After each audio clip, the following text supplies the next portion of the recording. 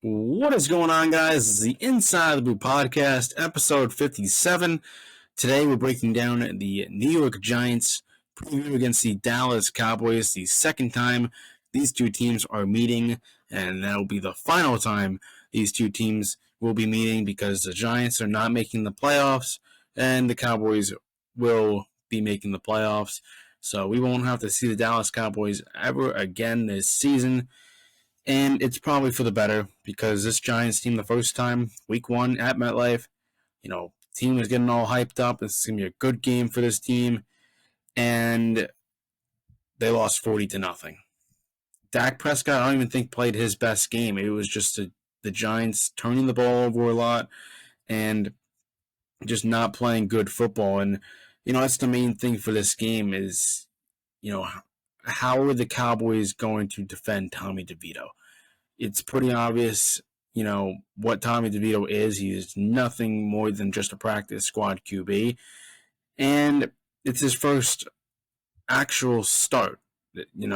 He replaced Daniel Jones in that Raiders game. He replaced Tyrod Taylor in that Jets game.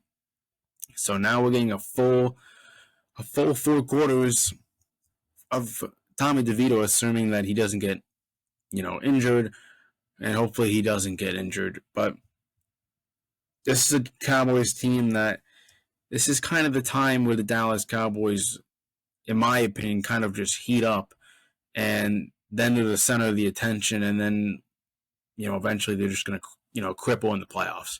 That's how I view this, what Dallas has done these last few seasons.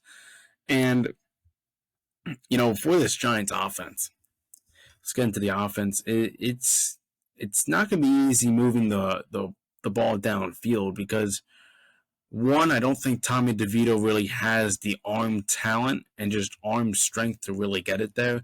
Two guys like Jalen Hyatt, and Jalen Hyatt, like we previously mentioned about him, is he has been used for the deep threat, right? That's mainly what he's been used for is, going downfield and hoping to, catch the football. That's really his job right now. And, I would like the Giants to use Jalen Hyatt a little differently. I mean, yes, they could definitely, send, a streak route, a fade route, downfield for Jalen Hyatt. But I would want them to use him a little differently. I know he doesn't play the slot very much. That's more of, our other wide receivers. But why not throw him there? Why not throw him there for a few plays? I mean, I think he's one of the fastest wide receivers we have on this team, and I think if you use him that way, you could move the ball, downfield, I think. And I think this is a Giants team that doesn't move the ball downfield very well, and if they do, they don't put up points, right? Mainly it's just about field goals, and they scored a touchdown last week, but they tried to go for the 2-point conversion, and that failed. And the Giants have failed this year. A lot of the attention's on Brian Daboll. He was the coach of the year last year. Comes into this season, and they start off rough. They lose 40-0, and you would think, okay, you lost to a good Dallas team. All right, now let's win the next week, which they did. But it wasn't pretty. And they had they have a tough schedule this year, and I know that's no excuse, and I'm not trying to make excuses here whatsoever. This Giants team was supposed to be, heading in the right direction, and now they face a setback. Their quote-unquote franchise QB in Daniel Jones suffers a torn ACL, and now he's out for the year. And this was a big year for Jones, like we said, because he finally got his weapons. He got Darren Waller. He got Jalen Hyatt. I think I would have liked Joe Shane to do a little more than that. But regardless, he had better weapons. He had one of the better tight ends in the league when healthy, and the injury concerns for Darren Waller, come up again. He doesn't play against the Raiders last week. I don't know if he's going to play this week against Dallas. I'm going to say he doesn't, to be honest. I think they just sit him again and roll with Daniel Bellinger, and I don't think Daniel Bellinger is necessarily that bad. I think Bellinger is pretty good, but obviously not on Darren Waller level. And, these wide receivers just have to try and get open. The Giants aren't winning this game. I'm not, trying to be, delusional and say, oh, we have a chance, we have a chance to beat this Cowboys team now. I'm not trying to be like that. I know, the Giants are going to lose this game. And it's for the better if they lose this game, then they'll go 2-8. Obviously, definitely not what we expected. I mean, last year they were 7-2, and now they're 2-7, so they completely flip flopped their record this year. And I had a lot of expectations this year for this team, and that ship has sailed of 2 straight playoff appearances, and this Giants team is back to square one, and I think I wouldn't say it's for the better. I don't think this team has to do more than they, have to. I don't think this is like, okay, we're going to rebuild and we're going to sell off every single piece we have now. They only sold off Leonard Williams, and that was mainly due to the fact that his contract was huge, and they have other spots that they need to fill. And if they lose Leonard Williams, I mean, he's a good player. He's definitely a good player. But it's not the end of the world, and you get a pretty darn good haul for him. You get a 2nd-round pick this year in this draft, and this draft is super important for this Giants team, because if they can draft well, it makes the process so much easier. But if they continuously draft bad players, it makes it a whole lot harder, and it takes so many more years more to make the playoffs. And that was really the big thing with Dave Gettleman. He didn't really hit on his draft picks. I mean, yeah, he hit on Andrew Thomas. Yeah, he hit on Dexter Lawrence. Yes, he hit on Xavier McKinney. But now we have to, find other spots. This team still needs a true wide receiver number 1. This offensive line still has to improve, because you can't be confident in this offensive line whatsoever. They got to make moves, whether it's signing, a solid offensive tackle in the free agency market, or you go out and draft another one. But I mean, I'd probably say I feel a lot more confident with Joe Shane drafting than Dave Gettleman. I don't think that's really a conversation that we have to have. I think that's pretty common sense. Dave Gettleman just kind of just put the Giants into the ground, and then then they just throw it to Joe Shane, and like, here you go, here's the message from Dave Gettleman. Good luck, but hopefully you guys get us in the playoffs. And then Joe Shane gets you in the playoffs first year, but then there's all this, was it a cakewalk season? Was Brian Dable really that good? Is he like Ben McAdoo? There's so many questions about this team, and I think the biggest thing I'm looking forward to is just the draft. I mean, I think the saddest thing to say is that we still have a lot of football left. And I was so high on the Giants this year, and they failed us once again. And it sucks, man. It really does. And now you play a Cowboys team that came off a tough loss against the Philadelphia Eagles, and I thought they played the Eagles pretty damn well. I mean, that's an Eagles team that's good top to bottom, really good offensive line, good coaching. They got everything, right?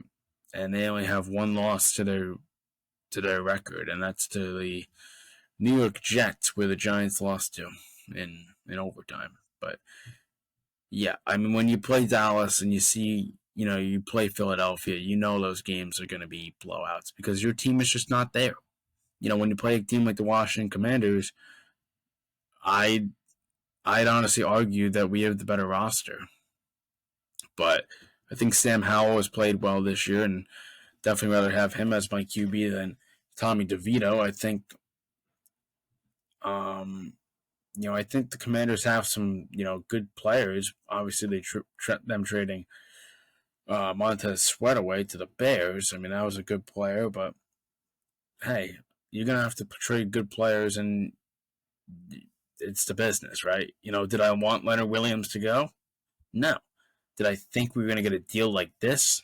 No. I'm happy that we got a second and fifth round pick out of Leonard Williams, but you know, hey, I mean, this Giants team, we it's been a rough ride. But anyways, let's get more into the game and not just talk about my feelings because the Giants don't give a crap about my feelings.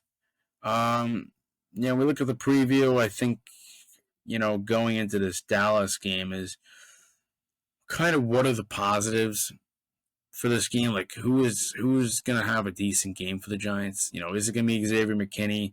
Him. Who threw shots at Wink Martindale, like we got to fix this, we got to fix that, and it hurt Wink Martindale.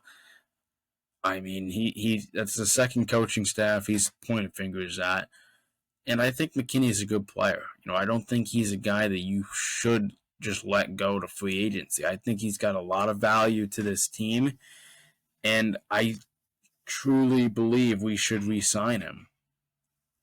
But I mean, if he's gonna have this attitude and all of this, it brings the question of should we re-sign him? I mean, yeah, obviously frustrations are going to be in that locker room. You make the playoffs last year, you feel pretty good, and then this year, things don't go your way, and Daniel Jones, gets hurt, and all of this, and now your season's lost, and you're just kind of in the tank mode. But I don't, I think just hopefully we score some points, right? I hope it's not just another 40-0 blowout where the Dallas Cowboys are just, putting it down your throat and, your Tommy DeVito's throwing interception after interception. He's fumbling the ball. I just want good football, man. But I know this game is probably going to be a blowout. I'll give you my prediction later in the podcast. But another thing that I kind of want to see is Andrew Thomas against Mike Parsons. Right? They've had two pretty good matchups. One of them that Andrew Thomas was playing sick, and then the other one where he had that hamstring injury on the first play of the game or something like that. It was on that or the kick that got blocked, the field goal. That's honestly where the Giants game fell through in that first game when Graham Gano's kick got blocked and then they returned it. I mean, when I was watching that, I'm just like, are we serious, man? But another thing is, this is more for you guys. Is how many yards is Tommy DeVito gonna throw? I bet the over under on betting apps is maybe like 170, 180, maybe 190.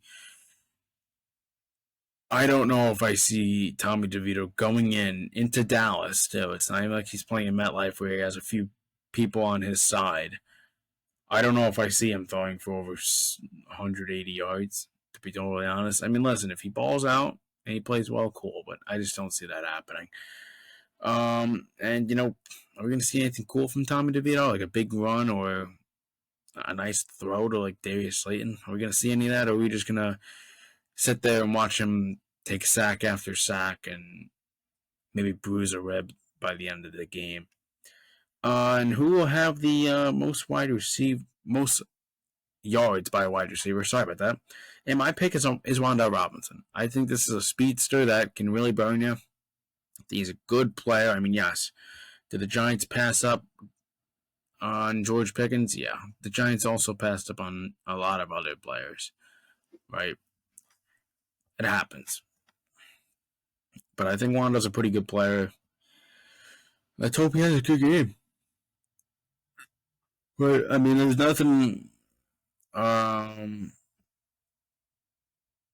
nothing really positive of this season, right? you've had some bad games, and you've had 2 wins this season against 2 pretty bad teams, in my opinion. Giants are averaging 11.2 points per game. And I look at this team that was averaging over 20 last year. Is how in the world does an NFL team average less than 15 points per game, to be honest? You're averaging 11 points per game. And it's not even like it's from offensive touchdowns, and then it's just, okay, we scored once, we scored an offensive touchdown. No, it's just really just field goals, right? I mean, I don't really know how we get 11.2 points, but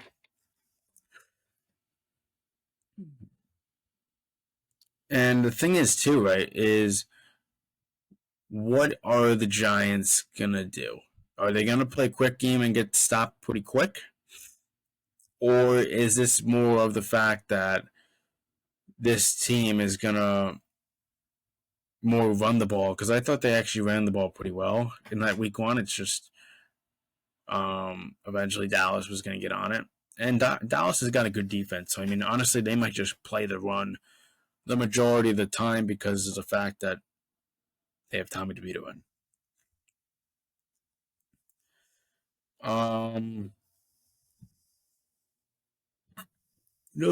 Another thing for this team is how many turnovers is Tommy DeVito going to have? Because he had 2 against the Raiders off picks, one of them off Darius Slayton's hands.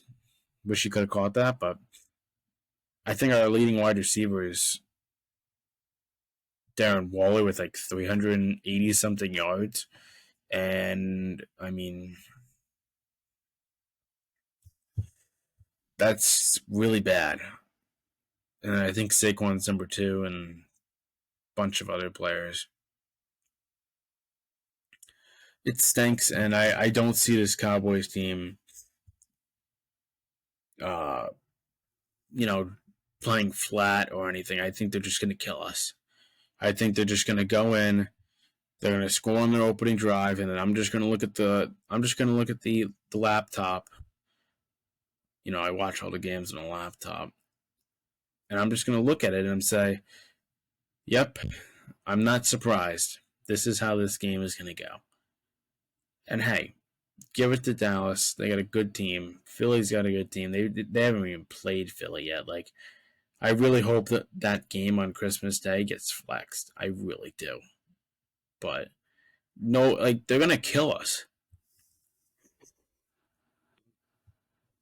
I mean, they're gonna kill us, and it's gonna be very sad as a Giants fan to witness that and just see them kill you. But I think the main thing I look at in this Giants game is how they're going to, respond defensively. They had a poor game against the Raiders. How is Xavier McKinney going to bounce back? How is Deonte Banks going to play? How is Cordell Flott going to play? I think he's looked pretty damn good this year. How is Micah McFadden, Bobby Okereke, all those guys? I want Dexter Lawrence to kick some ass this weekend. On this Sunday, I want him to kick some ass. I want Micah McFadden to get some tackles for loss. I really wish I could feel more confident in winning this game, but I can't. Like, out of respect, this team is gonna get killed because of the fact that they can't score points and their defense can only hold the fort down for so long before they score a touchdown. And I mean, kind of to wrap this thing up at the frustrations is Daniel Jones. I love the guy. Obviously we failed him and we did everything to screw him up, like what John Mara said. And we're going to be in the sweepstakes for Caleb Williams, and I think Jones knows that, and I think his reps and his agent knows that his days in New York are trending down. But if this is it for Daniel Jones, I would like to say thank you for everything you've done. And, I really do wish you the best in the NFL, whether it's with another team or you're just nobody picks you up and you're just sitting there in free agency. And we get into this is the first time we're doing this. We're doing picks, so we're gonna be picking who scores and my final score prediction. So our anytime touchdown scores this week, we have one for the Giants and one for the Dallas Cowboys. I just have to throw the Giants in there just to make things fair. We could really just see this team score 0 points again. But for the Dallas Cowboys, I have Jake Ferguson, their tight end. I think he's looked really good. Giants could have taken him in the 5th round, but we didn't really necessarily, I guess, need him since we had Daniel Bellinger, I think. But for the Giants, I have Darius Slayton. Last time he was in Dallas on Thanksgiving, he scored a touchdown. Why not him do it again? Our receiving leaders for both teams got CeeDee Lamb again. I think he's averaging over 80 yards per game against the Giants. Expect him to have a good game, and also I'm going to go Darius Slayton. And my final score prediction, we have the Dallas Cowboys defeating the New York Giants 38-10. I know a lot of you thinking, oh, they're going to put up 50. They're going to put up 50-something. I don't think it's going to be... it's going to be bad. I know that. And losing by 28 is already bad enough. I mean, that's losing by 4 touchdowns. It stinks. I know it stinks. And let's hope we have, let's hope we put up some points, damn it. Let's hope we put up some points. That's all I'm asking for. But anyways, this has been the Inside the Boot Podcast, episode 57. I'll see you guys in the next one. Peace.